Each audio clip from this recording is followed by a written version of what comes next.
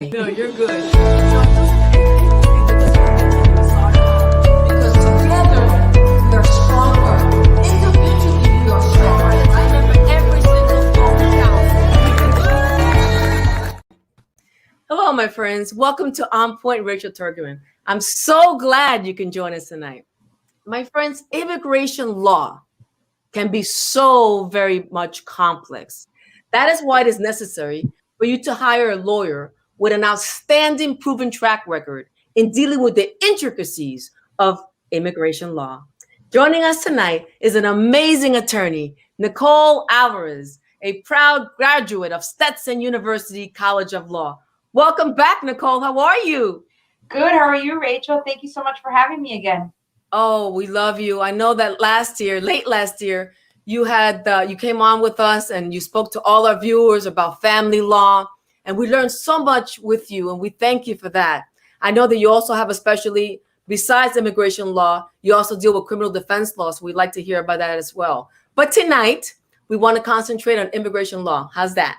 That's great. Let's do it. Okay, let's do it. To begin, I would like all our viewers to get an idea of how you feel as an amazing immigration lawyer that everybody's calling you because you just know the law so well. How would you assess, Nicole, immigration law as we see it today? Well, I think as we see it today, especially with this new administration, it's positive. The outlook for many individuals is great. So I think that this is a good time for immigration. We're hearing a lot of things that are happening, and I'm hopeful that in the next couple of weeks, we're going to get more avenues for individuals to be able to stay here legally. And I love it, Nicole. As you know, you and I are friends. I think the world of you.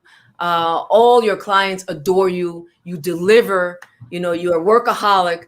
But if we're talking about immigration, the way I look at it is that we're all immigrants. You know, I'm an immigrant. You know, I came to the United States when I was 3 months old. You know, all of us are United States citizens, you know, and we want everybody to come to the land of opportunity. But I know that we need to do it in an orderly fashion. And that's why anybody that's interested in becoming a U.S. citizen or even getting a permanent green card, they need to talk to you.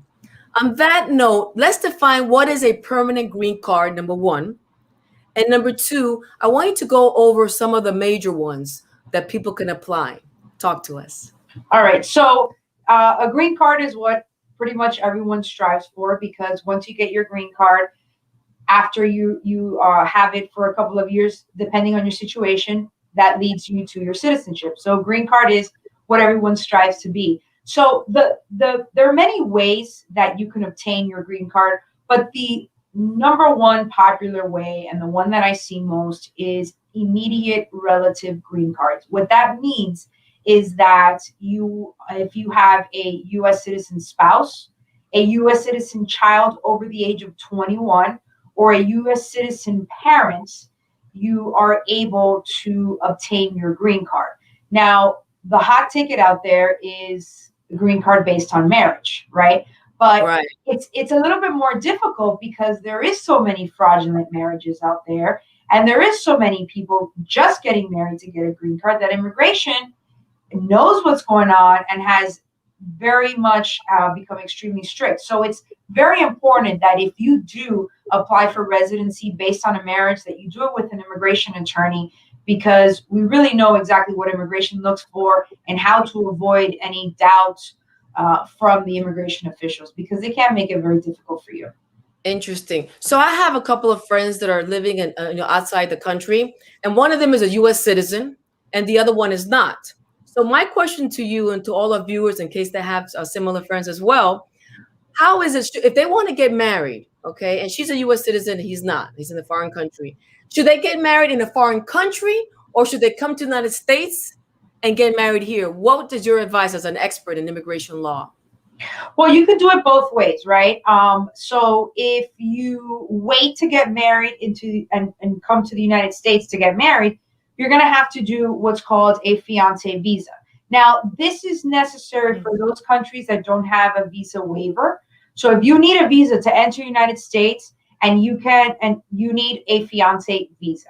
Fiancé visas right now are taking about a year and a half to process because of COVID. So Right. you have to add that to then the time period before you obtain your residency versus option two. You get married outside of the United States, you skip the entire fiancé visa process, and Okay. then you go straight to applying for a green card. Interesting. Well, thank you for that advice. And I also noticed that you give a half-hour free consultation.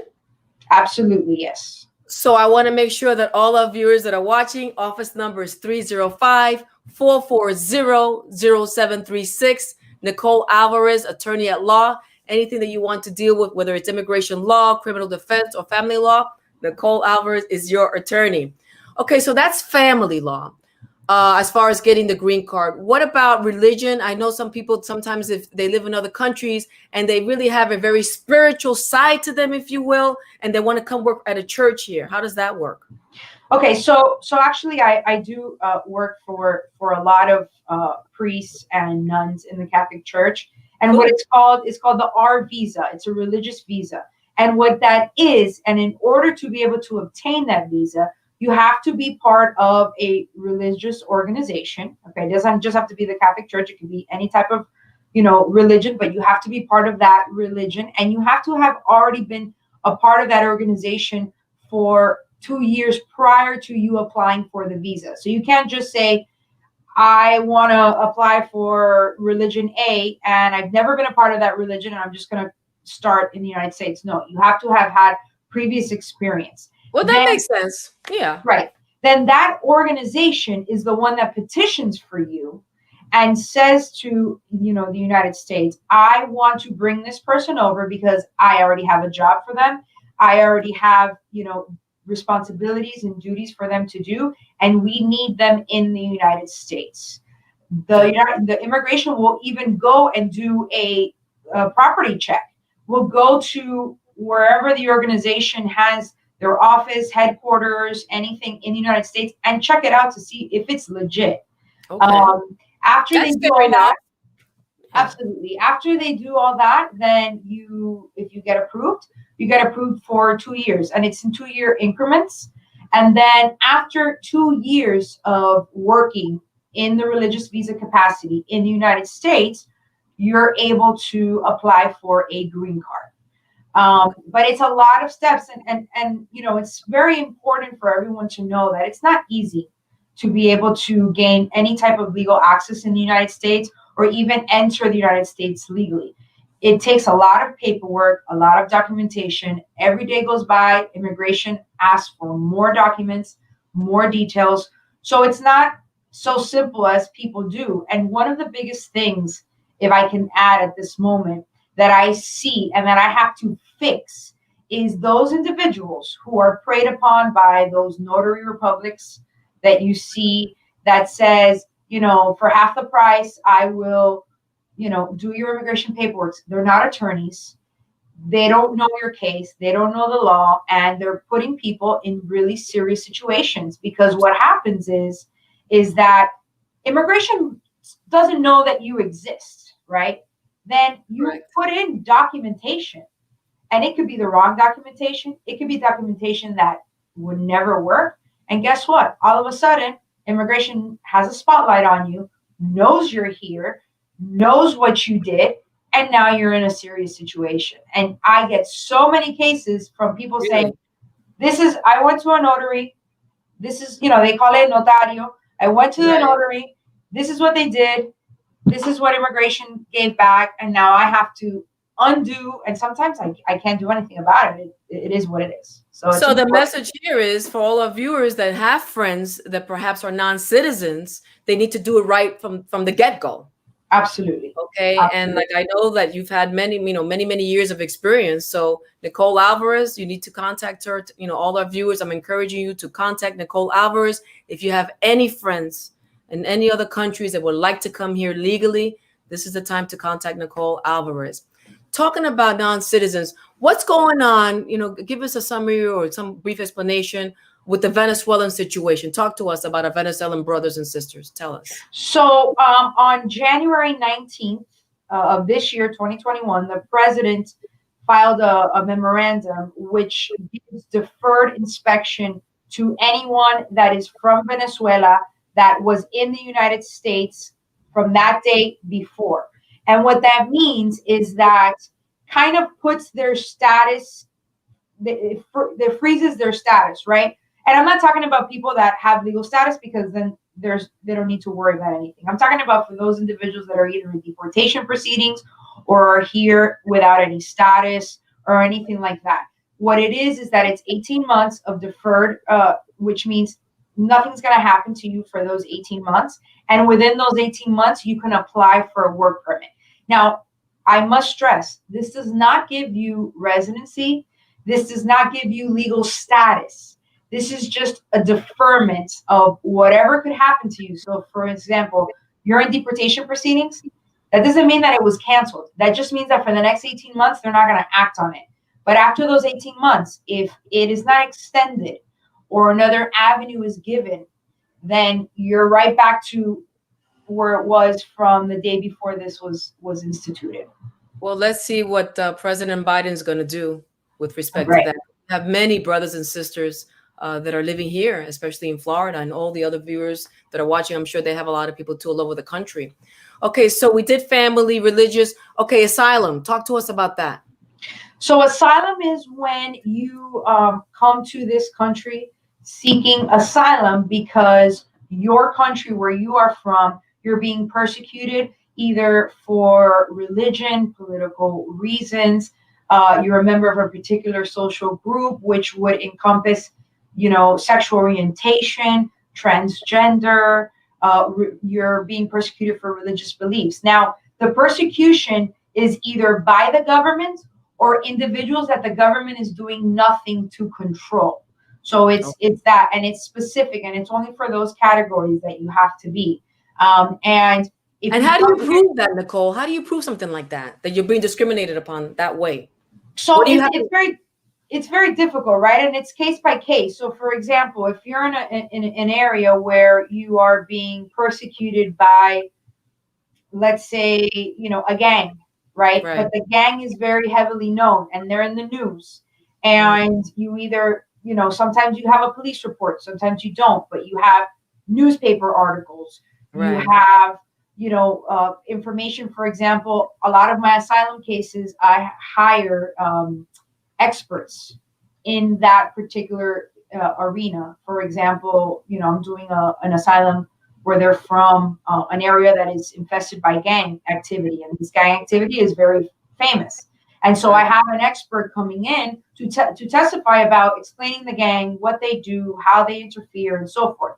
So it's a plethora. Also, I could get maybe affidavits from friends and family of the individual that has either witnessed the persecution or has been persecuted themselves. So I could use that. And so it's kind of like a case by case, and you have to get creative because a lot of the times you don't have much evidence. Right. But I see that what you like to do is to build the audience, build a portfolio. Right. So on that note, let's talk a little bit about human trafficking. I know, that I'm very much involved with the movement of human trafficking with some of your friends, Dr. Francesco Dubelli, Dr. Maria Etienne. There's so many people that know you. I mean, you have no idea how many people love you and respect you, Nicole Alvarez, as being an outstanding attorney. So human trafficking, that's horrible. What can we do if somebody is here, a non-citizen that has been a victim of human trafficking, the perpetrators of violence, the pimp, if you will, abused them horribly, almost killed them? How can they stay here legally? So there's a thing called the T visa, which is for victims of human trafficking. And of course, you have to prove that you are actually a victim of human trafficking. And if you get that visa visa is a gateway to obtaining your citizenship, your residency, and then your citizenship. Okay, so that's excellent. And what about people that have been perhaps sexually assaulted or tortured or raped? Talk to us about that. Right. So the of course, human trafficking is the T visas, but then if you are a victim of other crimes, and it's specific crimes, and there's a list of the crimes, but for example, some are aggravated battery, aggravated assaults, rape, things like that. If you domestic violence, if you are a victim of those crimes, and again, there's a list, and you can call me and I can discuss them in your situation. You're able to apply for the U visa. Now, the U visa, you have to be willing to prosecute the person that perpetrated the crime upon you. Okay, so you have to either be cooperative with the police, or you have to be cooperative with the state attorney who's prosecuting the case.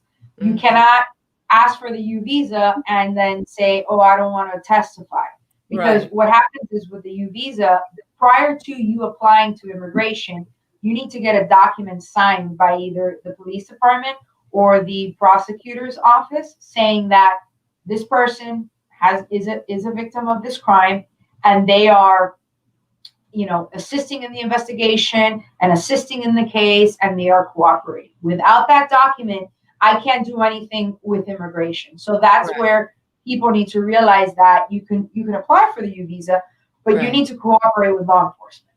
And that makes sense, Nicole. And I'm sure that all of you would agree with you. If you're going to be able to stay here, then definitely, you need to cooperate. And it behooves us to cooperate, right? Because we don't want this criminal, if you will, because he's a criminal or she's a criminal, to hurt somebody else, to rape somebody else, to sexually assault somebody else, to torture somebody else. So, I'm in total agreement with that for sure. Let's take a short break. Let's give all our VIP advertisers a thank you, and we'll come right back to you. So I'd like to start with Jackson Health Foundation, making miracles happen every day. A big shout out to Carlos Migoya. A big shout out to Anna Vega Milton, which we love dearly, the chairwoman of Jackson Health Foundation, Charmaine, co-president, along with Flavia, just doing fantastic work. Most of you know the Jackson Health system is one of the best systems in our nation. Jose Milton Foundation, I cannot say enough of Anna Vega Milton. Anna, we love you. Thank you for all your altruistic work. We simply cannot be without you. And most of our viewers know her already, and we look forward to having her later on this year as well. Nicole, thank you for being an amazing attorney. Thank you for supporting the program. Thank you for doing the right thing. Thank you for seeking justice, Nicole. We love you. Survivors Pathway, Dr. Francesco Dubelli, President and CEO, dealing with human trafficking victims and survivors and sexual assault and domestic violence. Thank you, Dr. Francesco Dubelli. Magic Waste Youth Foundation, Rudy Bustamante. Thank you so much for helping so many foster kids that are aging out of the system so that you can give them the right resources and they can have a better future. Of course, we have Jewish University System, founder and president, Dr. Jorge Alfonso and Lucy Alfonso. We love them both very dearly. My friends, if you're looking to get an honorary doctorate, or if you're looking to get a doctorate, either in education or in psychology, this is the place to go. Jewish University System. They're an online system.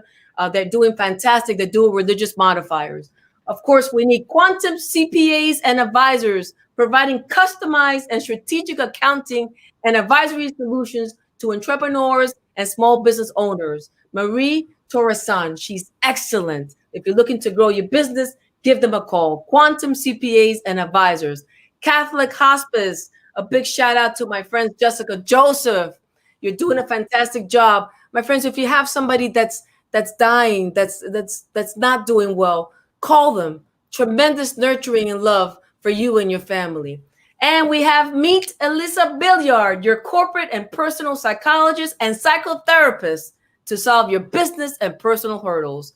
Brenda, that sales girl, if you're looking for your car, your dream car, the words your dream car or used car, call Brenda. Call her today, call her tomorrow. She's working for you 24/7. She will get you a great car and deliver it to you right to your home or to your job. Light of the World Clinic, Elaine Maselli Vasquez, we appreciate you so much. My friends, if you or any of your friends live in Broward County and you know somebody that's economically disadvantaged, go to the Light World Clinic, and guess what? You'll have free health care. And of course, United Home Care, thank you so much. Keeping our older adults at home, because being home is the best place to be, with great healthcare services. A big shout out to Blanca Ceballos, Alina Palenzuela, and of course, Carlos Martinez. Back to you. How you doing? There you go. So talk to me a little bit about visas. What are the different types of visas, Nicole, that we can have some of our immigrants apply for? So we have the one of the most popular ones is the visitor visa, right? So if you visitor slash tourist visa, if you want to come over here and be a tourist, you can. That also encompasses if you want to do business here. You can't. It's not working here, but it's doing business, right? You have, you want to look at real estate or anything like that for a business venture, you can do that. Another type of visa is what we discussed in the beginning. The fiance visa is also a popular one. Then there's, for instance, other types, like if you are extraordinary in what you do, let's say you're a ballerina or you're an artist or you're in sports, there's visas that will deal with that. And There's students too, right? There's like students if they want to study here. There's student visas, and it also covers even up to, I had a case the other day for a child that was in high school. So Really? it covers, high school kids, college kids, things like that, which is great because it gives, anyone, it doesn't have to be young people, anyone the opportunity to come and study in the United States. And the school is the one that petitions for you. So the school has to fill out some documents. And it's such a good opportunity for people to be able to come here. Perfect. God bless America. I love living here. What about you, Nicole? Oh, absolutely. It's the best. Right? So let's suppose for all our non-citizens, they come with a visa, right? And their visa expires. Then what happens, Nicole? So that's a big issue. Your visa expires and you're kind of out of luck, right? So this is a couple things. You come into the United States and you are here on whichever visa and you are allotted an amount of time. Okay. If, let's say, for example, COVID hit, a lot of people couldn't leave the country because of the airports closures and in their country closures. So what they had to do was they had to file an extension of stay. So they would file the extension and then they were able to stay. Let's say that there's no extension filed, and you're expired. That's an issue because you need to leave the United States right away. Now, there's one method where if, let's say, you overstay, that will not penalize you, and that is if you marry a U.S. citizen. Immigration will, not that they forgive it, but they're not going to really hold it against you in that process. But any other thing, for example, you're here on a tourist visa, and let's say you want to change to another type of visa, that must be done prior to the expiration. If not, you have to leave. And of course, the more time you stay here, the more the different types of punishment happens. So you're longer, then it's either a 3-year ban, a 5-year ban, a 10-year ban, a 20-year ban, or permanent ban. So yeah, so the more time you're here, the punishments are different. That's pretty serious. I-94. How serious should our non-citizens take this into consideration by abiding by the law? Talk to us. So an I-94 is pretty much your travel record. So when you come into the United States, and let's really talk about airports. When you come into the United States, before, when you went to customs and you talked to an ICE agent, they will give you a little card. It was a white card about this big, and it was your I-94. And the I-94 said what type of visa you were here for, and it gave you the expiration date of your stay, which meant that you needed to depart the United States by that date. They've changed, instead of giving those little cards, they've done it electronically. And before, they used to stamp passports. I've seen with a lot of my clients that are coming in that they're not giving them the cards anymore. They're not stamping the passports, and the I-94 is electronically on the computer. So let's say you come in and the agent will tell you, okay, you have to leave in 3 months. They might not give you the exact date. They might give you the date, but you forget. So you have to be conscious and go on the website of I-94, put in your information, and that will tell you when your expiration leaves and when you need to leave by. Okay. And if you don't abide by that, Nicole, then what happens? So that's pretty much your guideline. So if you don't abide by it, that means that your visa expires. So that's it. So a lot of people get confused, right? Because, for example, let's talk about the visitor visa. The visitor visa, when you apply for it, it gives it to you for about 10 years. But that doesn't mean that you can come into the United States and stay for 10 years. It's Right. just current that you can come in and out for the next 10 years. Every time you come into the United States, usually it's 90 days, sometimes it's 6 months, but it really is up to whichever official you see when you come in. And they can give you however much time. If they want to give you a week, 2 weeks, a month, 6 months. And that's what dominates how long you can be in the United States. So we got to tell all our viewers, if you know any non-citizens, please tell them the information that Nicole Alvarez is giving you today.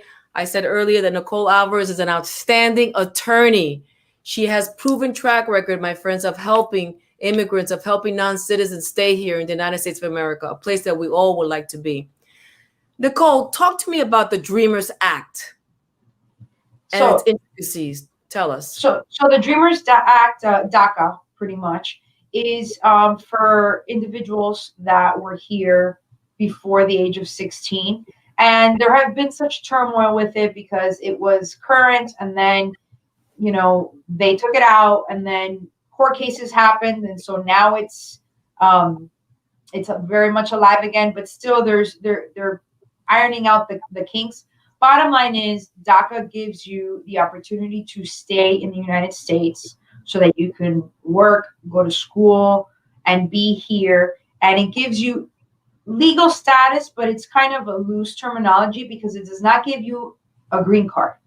It just gives you the right to be able to stay here, work here, go to school here, but it will not give you your green card. I have a lot of clients that have been here on DACA since the age of 3. I mean, they don't even speak the language from their country anymore, and they don't have their green card. And they've been here since 2-3 years old, and they don't have their green card. So, fortunately for them, they've met U.S. citizens and they're getting married, and then we're getting them their green card that way. But DACA, it just pretty much lets you live here, work here, go to school here, and that's that. Well, you know what? I mean, they deserve to be here. They've invested in our community. They've worked. Many of them are doctors and lawyers and architects. And, we love them. And so we hope that things get better for them, without a doubt. How do you see DACA evolving now more in the President Biden's administration? Well, it's kind of hard to say because we hear a lot of, in the news, and we heard a lot of chatter about the Biden administration opening up a pathway to citizenship for a lot of people that didn't have an option. So Right. it's kind of hard, and I'm getting phone calls ever since last week. I get phone calls like, okay, what can we do now that we have a new president? What can we do now? And right now we just need to wait because we really don't know anything. Right. There's not a lot of instruction. It's tomorrow's going to be a week. So I'm very hopeful though that as the weeks go on, we're going to have a lot more options available to individuals that didn't exist before. That's amazing. Again, I'd like to encourage all our viewers, if you have any friends, any family members that are non-citizens, please contact Nicole Alvarez. She will help you with your green card, becoming a citizen, so on and so forth. Is there anything else that you would like to expound on right now, Nicole, or you think that pretty much this is where we're at right now? I mean, immigration is a lot, right? But I think we covered, a little bit, a little sprinkle everywhere. Again, if anybody has any questions, I'm more than happy to answer and assist any way I can.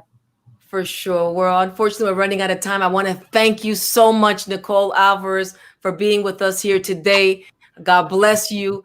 You're a beam of hope and light for all our non-citizens here in the United States. We look forward to inviting you back.